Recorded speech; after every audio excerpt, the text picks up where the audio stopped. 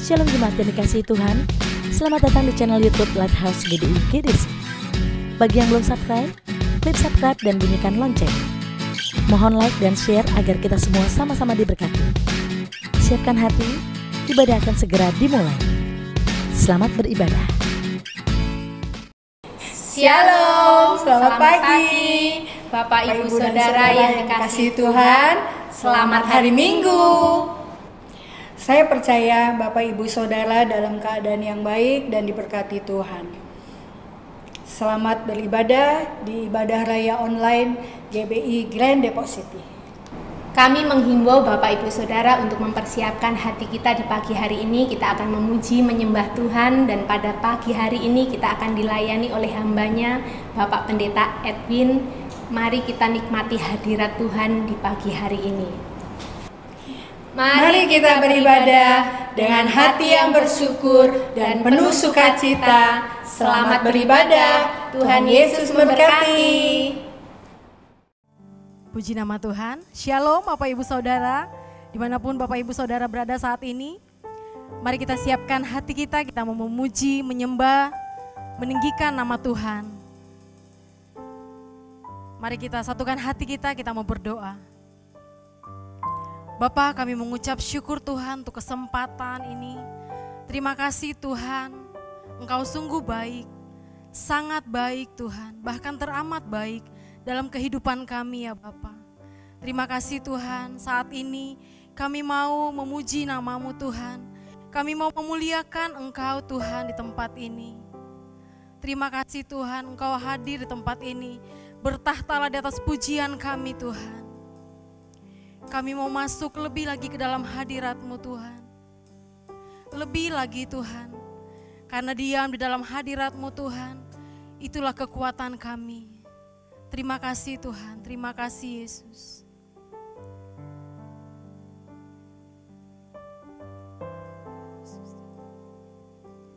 Masuk hadirat-Mu Tuhan, dengan korban pujian. Masuk hadirat-Mu Tuhan, berhiaskan kekudusan.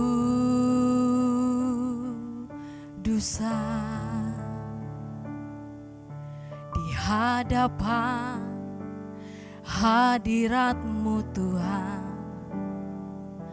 ku rasakan kedamaian. Di hadapan hadirat-Mu Tuhan,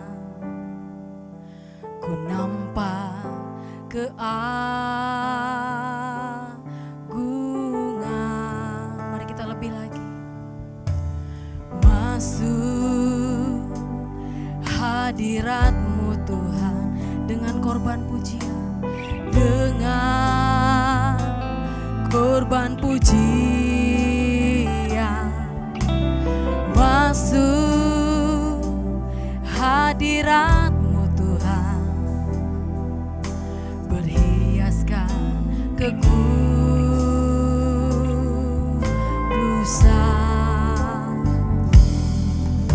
Di hadapan hadirat-Mu Tuhan, ku rasakan kedamaian. Di hadapan hadirat-Mu Tuhan, ku nampak Ke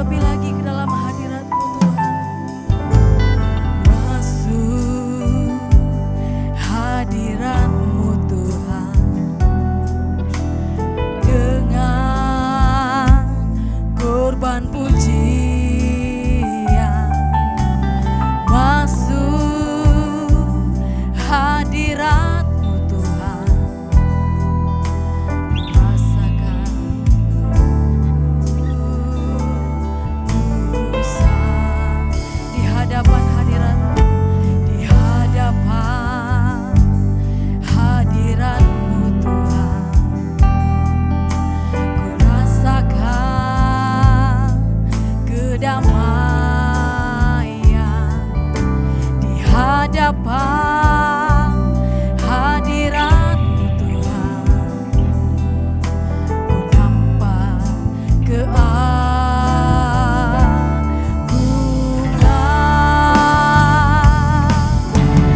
Yesus, ku sembah Kau, sujud di hadapan-Mu.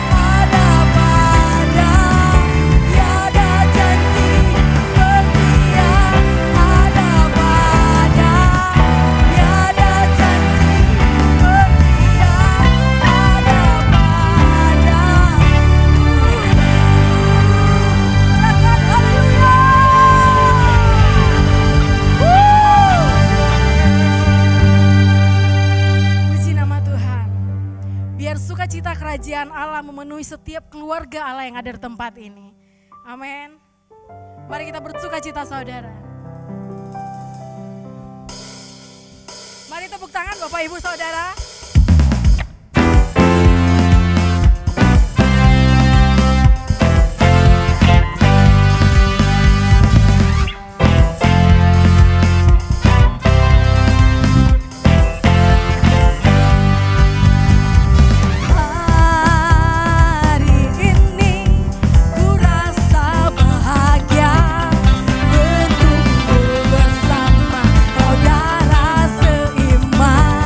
Tuhan Yesus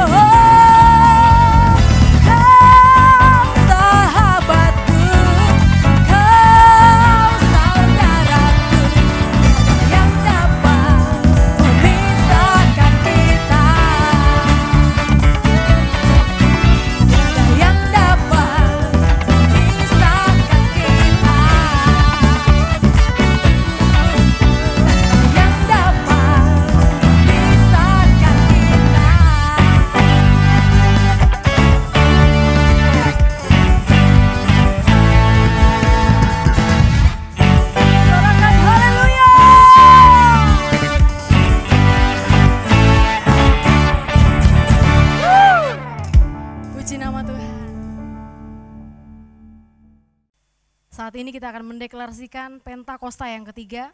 Mari kita baca bersama-sama. Pentakosta ketiga adalah pencurahan Roh Kudus yang dahsyat di zaman now, melebihi yang di Azusa Street. Pentakosta ketiga akan mengakibatkan penuaian jiwa yang terbesar dan yang terakhir sebelum Tuhan Yesus datang kembali. Pentakosta ketiga akan membangkitkan generasi Yeremia, yaitu anak-anak muda yang dipenuhi Roh Kudus, cinta mati-matian kepada Tuhan Yesus Kristus, tidak kompromi terhadap dosa, dan akan bergerak untuk memenangkan jiwa. Pentakosta ketiga lahir di Indonesia dan bergerak ke bangsa-bangsa. Gerakan ini dari timur ke barat dan akan kembali ke Yerusalem. Pentakosta ketiga akan memberikan kuasa untuk menyelesaikan amanat agung dan setelah itu Tuhan Yesus datang kembali. Amin. Shalom saudara-saudara, sebelum kita menikmati firman yang akan disampaikan oleh Bapak Edwin, mari kita undang untuk bangkit berdiri dalam satu keluarga ibadah di dalam rumah-rumah, dan mari kita bergandengan tangan bersama suami, anak, istri, dan semua keluarga yang di dalam rumah. Oh Sikinara Balaraba, mari kita bersafaat untuk bangsa, kota, dan para pemimpin-pemimpin agama kita. Sikinara Balaraba. Bapa kami yang berada dalam kerajaan surga, dikuduskanlah namamu, datanglah kerajaanmu Tuhan atas ibadah pagi siang hari ini seperti di surga. Tuhan, terima kasih Tuhan, terima kasih. Oh Tuhan, kami akan mendengarkan firman-Mu ya Tuhan yang akan disampaikan oleh Bapak Pendeta Edwin. Tuhan Yesus, kiranya Engkau mengurapi Tuhan Bapak Edwin Tuhan untuk menyampaikan isi hati-Mu Tuhan. Engkau urapi setiap perkataan-perkataan yang keluar dari mulut bibirnya Tuhan, sehingga Tuhan firman yang disampaikan menjadi rema dalam kehidupan kami dan boleh menyembuhkan kami Tuhan. Terima kasih, berkati keluarga Pak Edwin Tuhan, anak istri. Oh Tuhan, semuanya Tuhan, berkati pelayan Tuhan. Dan saat ini Tuhan kami mau berdoa Tuhan buat para pemimpin Tuhan. Oh gembala sidang kami ya Tuhan, yaitu Bapak Insinyur Niko Nyotor Harjo dan keempat wakilnya. Bahkan Tuhan Yesus, kami berdoa buat gembala rayon kami, Bapak Insinyur Yongki Topan Wijoyo dan kedua wakilnya Tuhan. Bahkan kami berdoa Tuhan buat setiap para hamba-hamba-Mu dari cabang ranting rayon 9 yang ada Tuhan. Kami percaya dalam setiap ibadah-ibadah akan mengalami musisat-musisat dalam rumah tangga kami masing-masing Tuhan. Bahkan saat ini Tuhan Yesus, kami berdoa buat bangsa kami Indonesia Tuhan. Kami berdoa Indonesia dipulihkan, disembuhkan di dalam nama Yesus Kristus Tuhan. Bahkan setiap virus corona yang menerjang bangsa kami saat ini bersatu hati, bergandengan tangan bersama-sama keluarga yang kami Tuhan yang ada dalam rumah kami yang menikmati Tuhan ibadah pagi siang hari ini.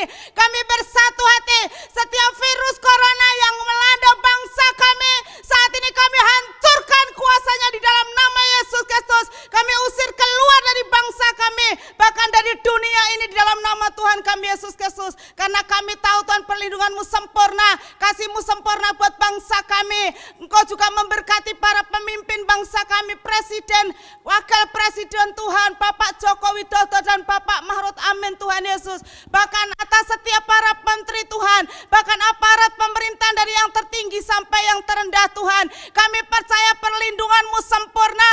Mazmur 91 kami lepaskan atas Tuhan para pemimpin-pemimpin kami Tuhan.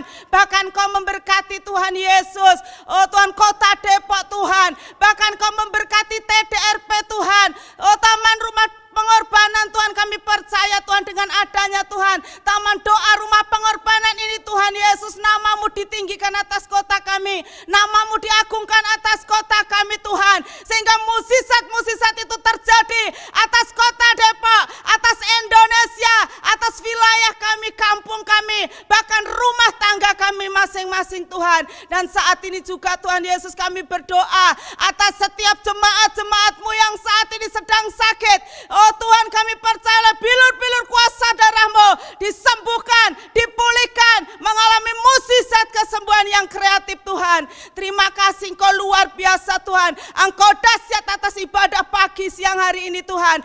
Engkau memberkati Tuhan Yesus para pelayan-pelayan-Mu, hamba-hamba-Mu yang melayani pagi siang hari ini Tuhan. Engkau memberkati berlimpah-limpah dengan kesehatan, kekuatan yang datang daripada-Mu. Terima kasih Tuhan. Bahkan saat ini juga kami berdoa buat setiap Tuhan jemaat-jemaat, oh hamba-hamba-Mu Tuhan, anak-anak-Mu yang saat ini beribadah di dalam rumah tangga masing-masing Tuhan. Walaupun Tuhan Yesus kami beribadah, di rumah kami masing-masing kami percaya mukjizat-Mu terjadi Tuhan, lawatanmu terjadi Tuhan, dan Roh Kudus masuk dalam setiap rumah tangga kami, sehingga Tuhan Yesus damai sejahtera itu nyata, kesehatan kekuatan itu nyata, perlindungan-Mu itu nyata. Terima kasih Tuhan Yesus, terima kasih, terpuji-pujilah nama-Mu Bapa, kekal untuk selama-lamanya, dan kami siap untuk menerima firman-Mu Tuhan. Terima kasih Tuhan, hanya di dalam nama Tuhan kami Yesus Kristus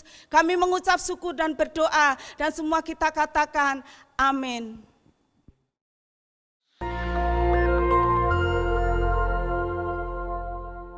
Shalom saudara, pandemi adalah suatu penyakit yang menyebar ke seluruh dunia dan mengakibatkan kematian dalam jumlah yang besar. Dunia pernah menghadapi beberapa pandemi, dan hari-hari ini kita sedang menghadapi pandemi COVID-19.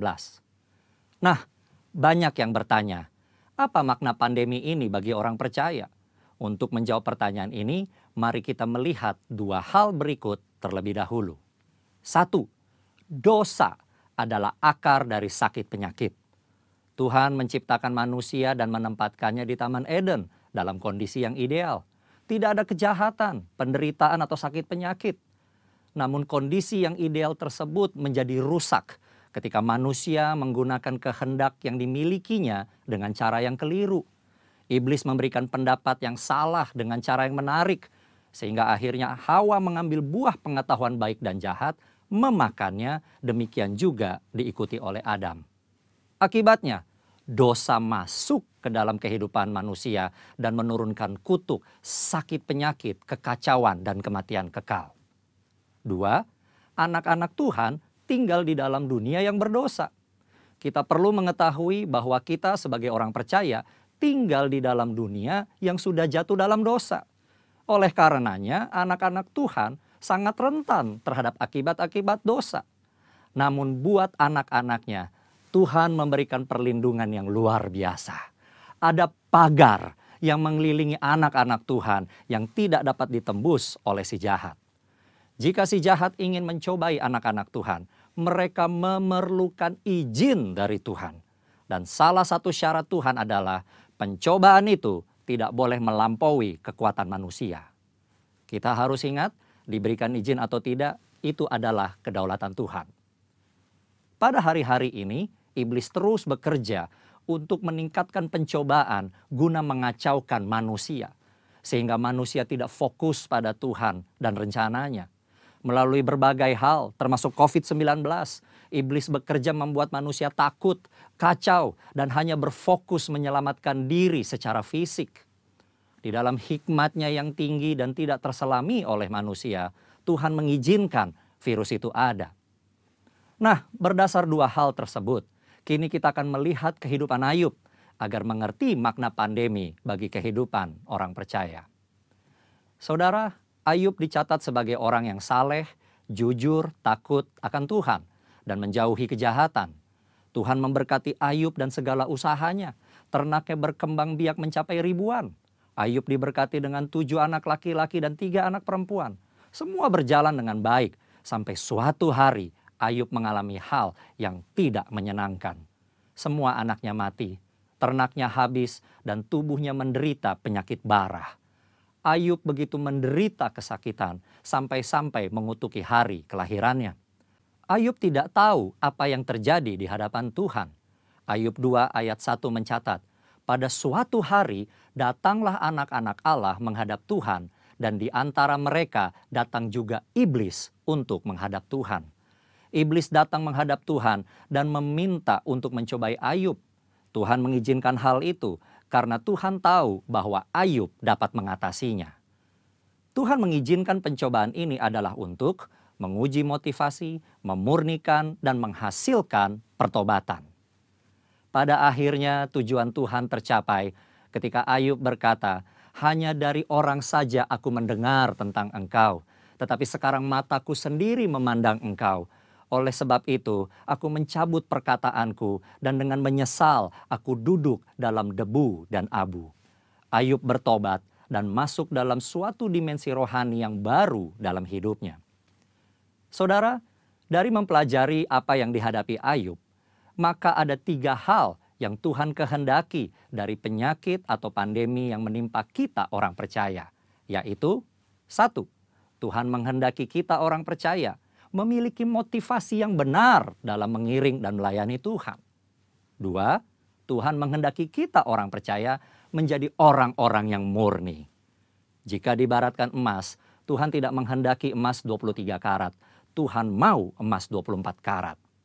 3, Tuhan menghendaki kita bertobat, berbalik dari jalan-jalan yang jahat, dan bergantung hanya kepada Tuhan. Kesimpulannya, Tuhan yang kita sembah dan layani adalah penguasa yang maha tinggi. Tuhan yang berkuasa atas segala sesuatu. Tuhan memiliki banyak cara untuk membawa umatnya hidup dalam persekutuan yang indah. Pencobaan yang diizinkan oleh Tuhan ada dalam pertimbangan hikmat Tuhan yang sungguh alangkah dalamnya.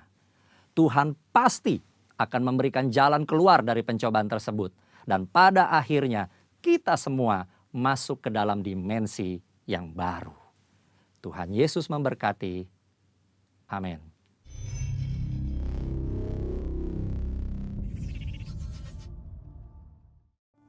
Mari kita siapkan hati kita. Kita mau mendengarkan kebenaran firman Tuhan. Kami mau naikkan pujian kami lebih lagi kepadamu Tuhan. Terima kasih Tuhan Yesus. Terima kasih Tuhan. Nyanyi pujian bagimu Tuhan, pujian bagimu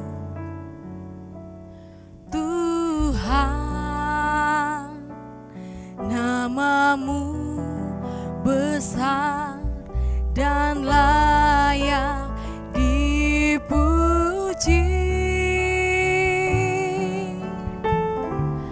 Nyanyi pujian bagimu Tuhan, pujian bagimu Tuhan, namamu besar dan layak dipuji. Nyanyi pujian, nyanyi pujian bagimu Tuhan, pujian bagimu Tuhan, namamu besar dan layak dipuji. Nyanyi pujian, nyanyi pujian bagimu Tuhan, pujian bagimu Tuhan, namamu besar dan layak dipuji. Apapun keadaan kita saat ini, mari terus puji Dia. Nyanyi pujian bagimu Tuhan, pujian bagimu Tuhan, namamu besar Tuhan, namamu besar dan layak dipuji. Nyanyi pujian bagimu, nyanyi pujian bagimu Tuhan, pujian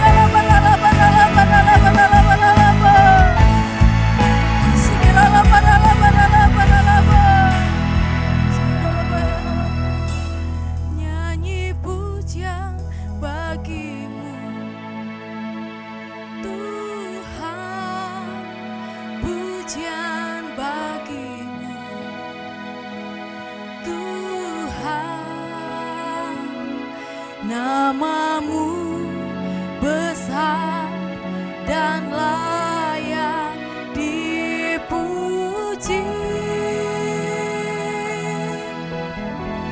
Nyanyi pujian bagimu Tuhan, pujian bagimu Tuhan. Namamu besar dan layak dipuji. Namamu besar Tuhan. Namamu besar dan layak dipuji. Namamu, namamu besar dan layak dipuji.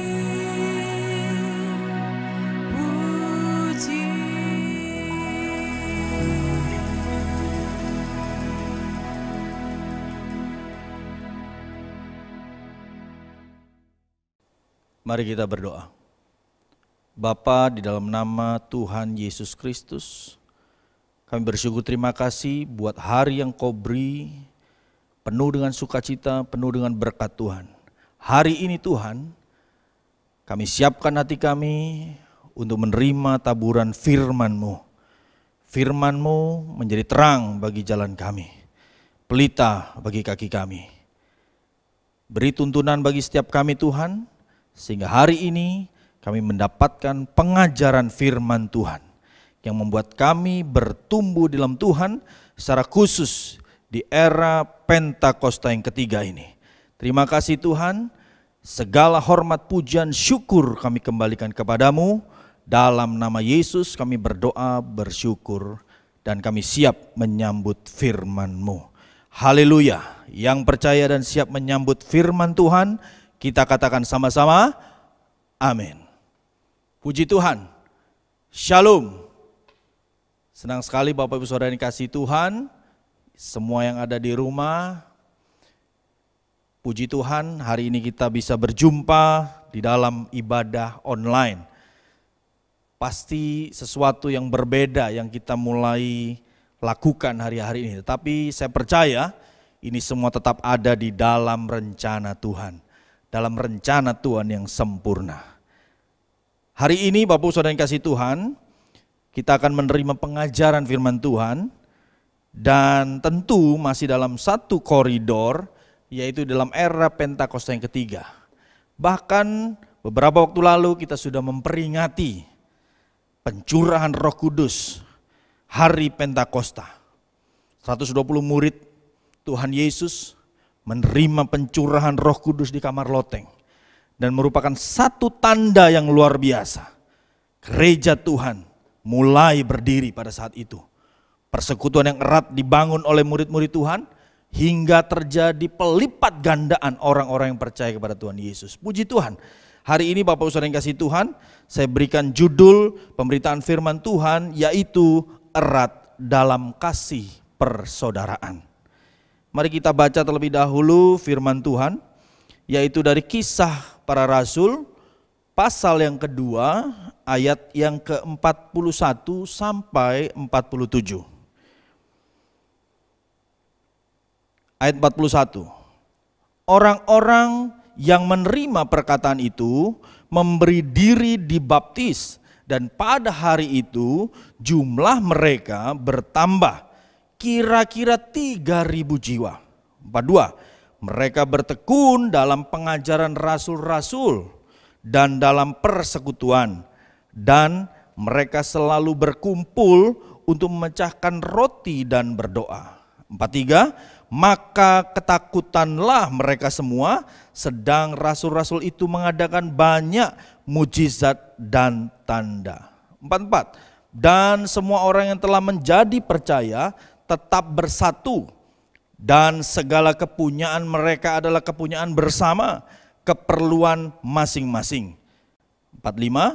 dan selalu ada dari mereka yang menjual harta miliknya lalu membagi-bagikannya kepada semua orang sesuai dengan keperluan masing-masing.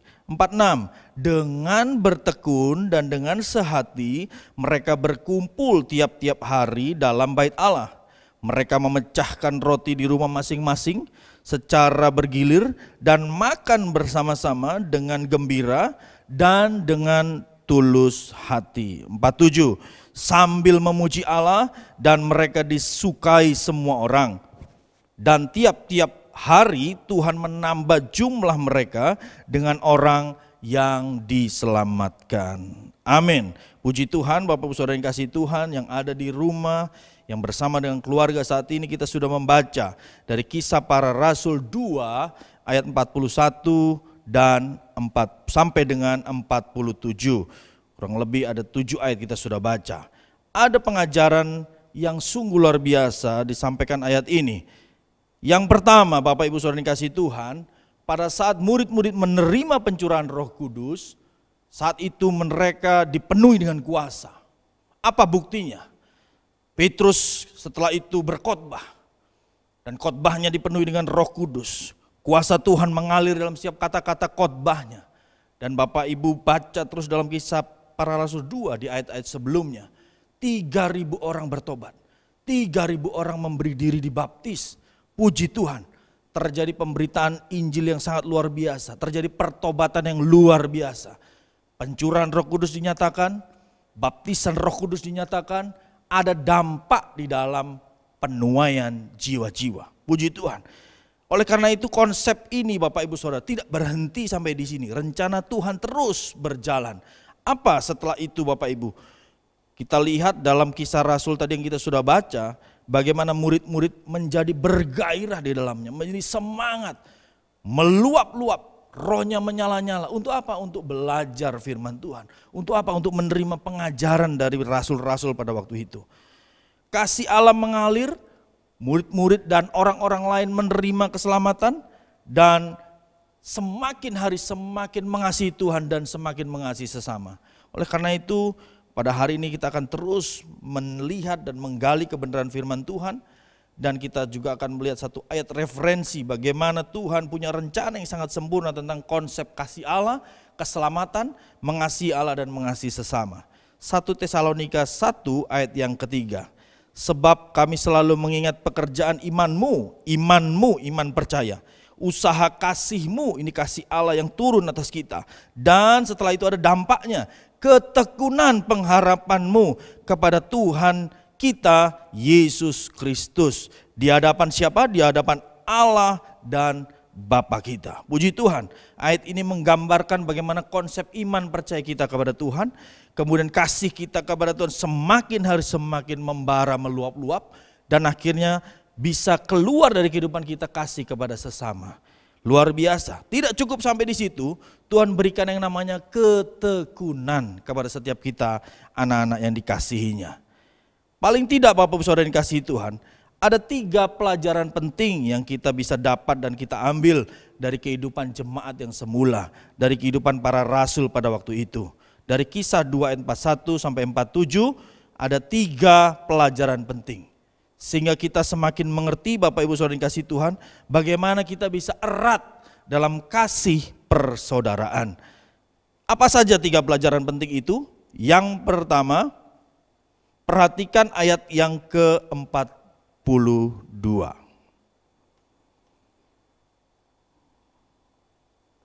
Mereka bertekun dalam pengajaran rasul-rasul dan dalam persekutuan. Dan mereka selalu berkumpul untuk apa? Untuk memecahkan roti dan berdoa. Garis bawahi kata bertekun dalam pengajaran. Inilah Bapak Ibu Saudara yang kasih Tuhan, buah daripada keselamatan yang sudah mereka terima. Sehingga rohnya menyala-nyala, bergairah, bersemangat. Dan mereka menerima yang namanya pengajaran. Tidak hanya menerima tetapi bertekun dalam pengajaran. Pengajaran akan mengikat mereka satu dengan yang lain karena berasal dari sumber yang sama. Siapa sumbernya? Tuhan Yesus Kristus. Puji Tuhan. Dalam terang Roh Kudus mereka dengan tekun belajar akan kebenaran dan bersama-sama mendapatkan pertumbuhan rohaninya. Mereka sangat haus dan lapar. Rohani mereka begitu haus dan lapar akan firman Tuhan. Untuk apa? Supaya mereka semua bertumbuh menjadi jemaat yang bertumbuh, menjadi jemaat yang semakin hari semakin dewasa dalam Tuhan dan siap dipakai Tuhan untuk memenangkan banyak jiwa. Ikatan ini begitu kuat Bapak Ibu Saudara yang dikasihi Tuhan.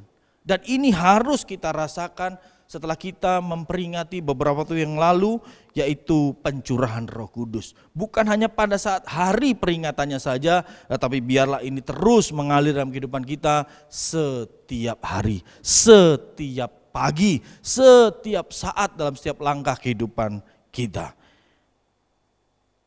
2 Timotius 3 ayat 16 berkata, segala tulisan yang diilhamkan Allah memang bermanfaat untuk mengajar, untuk menyatakan kesalahan, untuk memperbaiki kelakuan, dan untuk mendidik orang dalam kebenaran. Dari ayat ini jelas Bapak Ibu Saudara dikasihi Tuhan, bahwa kalau dikatakan bertekun dalam pengajaran bukan suatu ajakan, bukan suatu himbauan, tetapi itu bagian daripada gaya hidup kita. Anak-anak Tuhan, orang-orang Kristen yang sudah percaya kepada Tuhan, terima keselamatan dari Tuhan Yesus, maka bagian gaya hidup kita adalah diajar oleh firman Tuhan. Sehingga apa? Sehingga kesalahan kita bisa diperbaiki. Sehingga kelakuan kita yang lama bisa diperbaharui, puji Tuhan.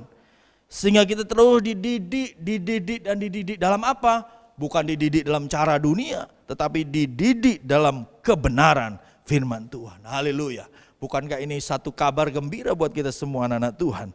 Bapak Ibu Saudara dikasihi Tuhan, lakukan dari hal-hal yang kecil terlebih dahulu. Bagaimana kita mulai belajar secara pribadi, baca firman Tuhan setiap hari, setiap pagi saat saudara saat teduh, saudara mulai merenungkan firman Tuhan, menggali kebenarannya, ajak keluarga setelah itu, ajak istri, ajak suami, ajak anak-anak saudara mulai membangun mesbah keluarga, belajar firman Tuhan, belajar bagaimana cara berdoa, ajarkan kepada anak-anak saudara.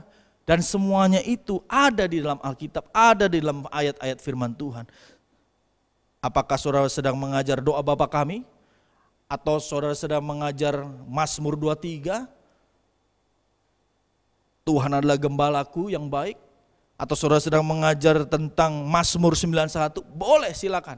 Saudara lakukan, ajarkan firman Tuhan itu kepada orang-orang yang ada di sekitar kita. Tapi terlebih dahulu, biarlah kita melakukannya dalam terang kebenaran firman Tuhan. Maka saudara akan dipakai. Pertama, buat diri saudara sendiri bertumbuh dalam Tuhan. Yang kedua, untuk orang-orang yang ada di dekat saudara. Terutama keluarga saudara, istri, suami, anak-anak saudara.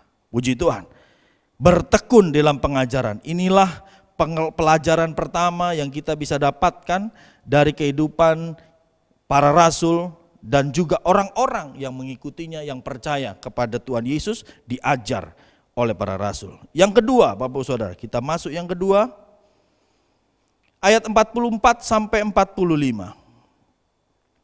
Dikatakan demikian firman Tuhan. Dan selalu ada dari mereka yang menjual harta miliknya, lalu membagi-bagikannya kepada semua orang sesuai dengan keperluan masing-masing. Dengan bertekun dan dengan sehati, mereka berkumpul tiap-tiap hari dalam bait Allah. Mereka memecah roti di rumah masing-masing secara bergilir dan makan bersama-sama dengan gembira dan dengan tulus hati. Luar biasa, ayat ini mengajarkan kita begitu rinci, begitu detail apa yang harus kita lakukan saat kita meresponi pencurahan Roh Kudus yang sudah saudara dan saya terima dalam nama Tuhan Yesus. Begitu luar biasa dampaknya, murid-murid pada saat itu masuk kepada tahap yang kedua. Kalau tahap yang pertama tadi adalah bertekun dalam pengajaran, yang kedua pelajaran yang penting adalah bertekun dalam pemberian. Sekali lagi, bertekun dalam pemberian. Ini penting Bapak Saudara yang dikasihi Tuhan, kita melihat meneladani apa yang dilakukan oleh para rasul dan murid-murid yang ada di sana. Begitu erat kasih persaudaraan dalam jemaat mula-mula pada waktu itu, juga dinyatakan dalam hal kepemilikan. Kita harus belajar akan hal ini, kita harus menerima pengajaran ini terus menerus sehingga semakin hari bukan sebuah paksaan yang kita terima tetapi pengertian. Sebuah understanding yang kita terima bahwa kita harus bertekun dalam pemberian. Itu bagian daripada gaya hidup anak-anak Tuhan. Oleh karena itu Bapak Saudara yang kasih Tuhan, kita lihat bagaimana murid-murid pada waktu itu, mereka tidak diikat oleh sifat yang pelit. Perhatikan baik-baik. Dan tidak mau berbagi, mereka tidak diikat oleh hal-hal itu. Mereka tidak pelit, mereka tidak diikat dengan hal yang tidak mau berbagi. Sebaliknya bahkan mereka bermurah hati, luar biasa. Bermurah hati untuk apa? Untuk saling berbagi. Puji Tuhan.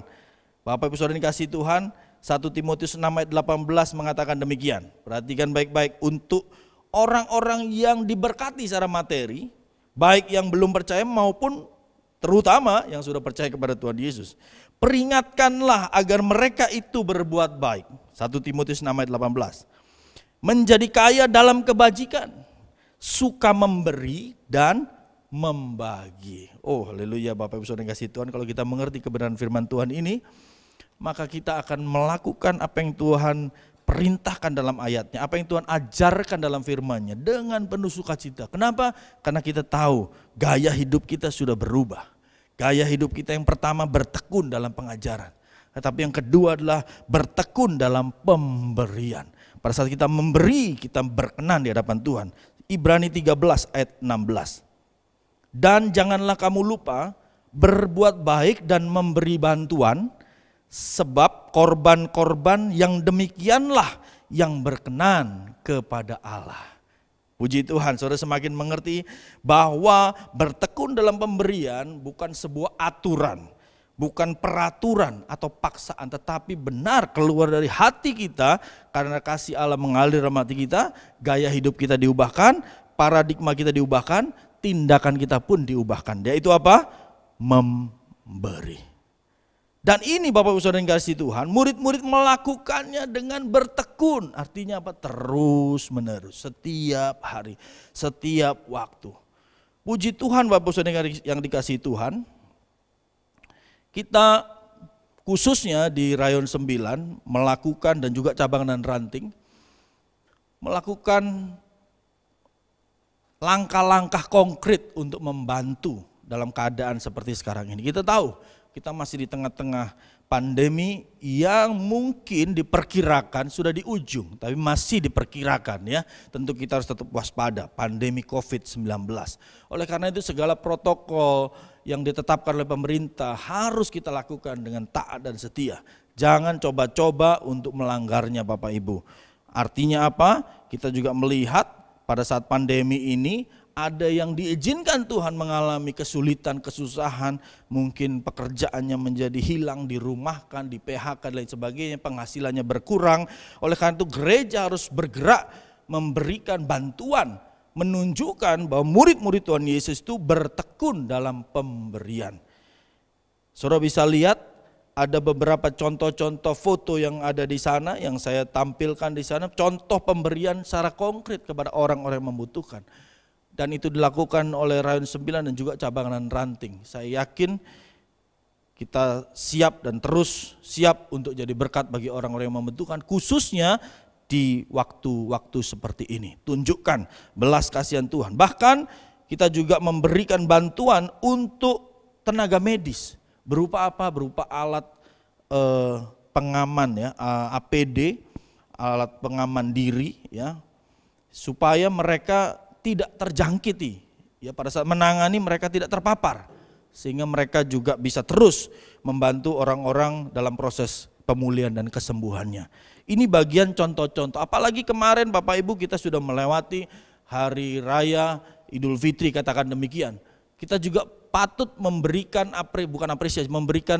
menunjukkan kasih persaudaraan kepada mereka, memberikan bantuan kepada mereka, tunjukkan bahwa saudara juga peduli kepada orang-orang yang ada di sekitar saudara. Itulah yang diajarkan. Selain kita juga membantu anak-anak Tuhan, tentu di luar itu kita tunjukkan kasih kita, kasih Tuhan yang ada dalam diri kita kepada orang-orang lain. Itu juga diajarkan dalam firman Tuhan. Puji Tuhan. Yang pertama, bertekun dalam pengajaran. Yang kedua, bertekun dalam pemberian. Kita masuk yang ketiga, yang terakhir. Ayat 46-47.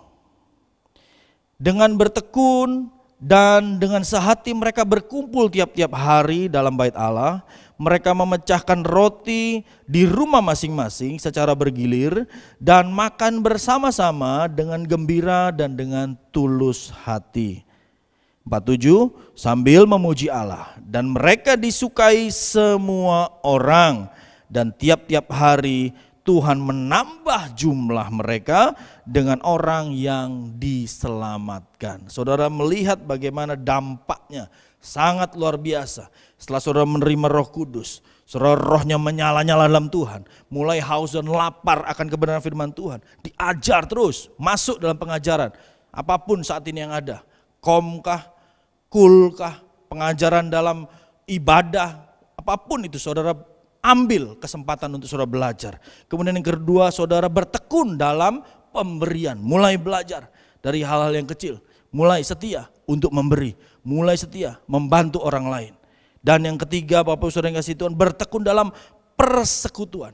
Murid-murid mereka berkumpul bukan hanya sekedar makan bersama bagus, tapi tidak hanya makan bersama, tetapi mereka berkumpul untuk bersehati dan berdoa, lebih lagi apa? Memuji Allah. Oh, puji Tuhan. Saudara, satu atmosfer yang luar biasa. Ada atmosfer kebersamaan, ada atmosfer saling melengkapi satu dengan lainnya, ada atmosfer saling membantu dengan kasih persaudaraan yang begitu kuat, begitu erat.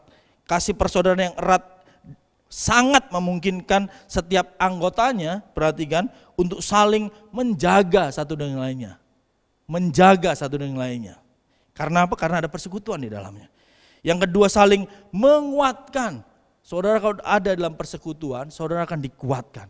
Saat kita lemah, apalagi kondisi saat ini, pandemi. Banyak orang yang perlu kekuatan.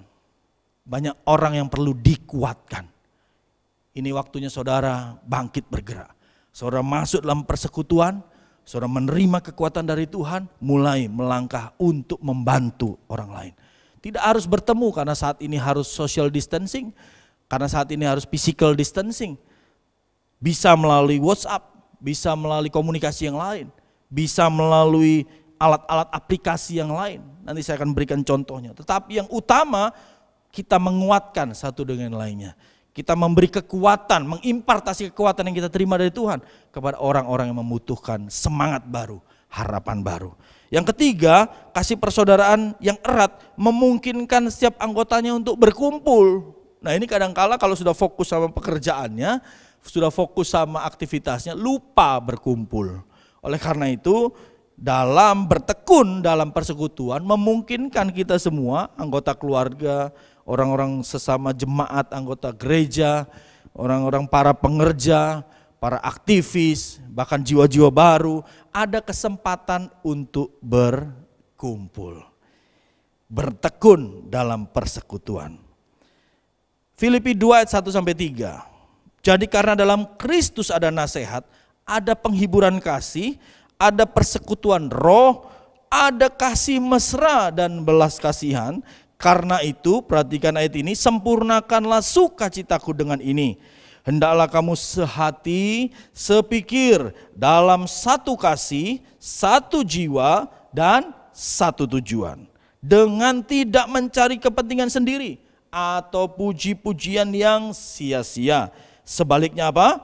Hendaklah dengan rendah hati, yang seorang menganggap yang lain lebih utama daripada dirinya sendiri. Persekutuan membawa dampak yang sangat luar biasa, mengajar kita untuk sehati, mengajar kita untuk sepakat, sepikir dalam apa? Satu kasih, satu jiwa, satu tujuan. Puji Tuhan, semua bagi hormat kemuliaan nama Tuhan. Saya berikan contoh-contoh sangat sederhana. Kalau memang hari-hari ini sulit untuk bertemu karena ada pembatasan berkumpul, karena ada social distancing dan physical distancing, saudara bisa melihat contoh-contoh ini. Kita bisa berkomunikasi cool lewat online.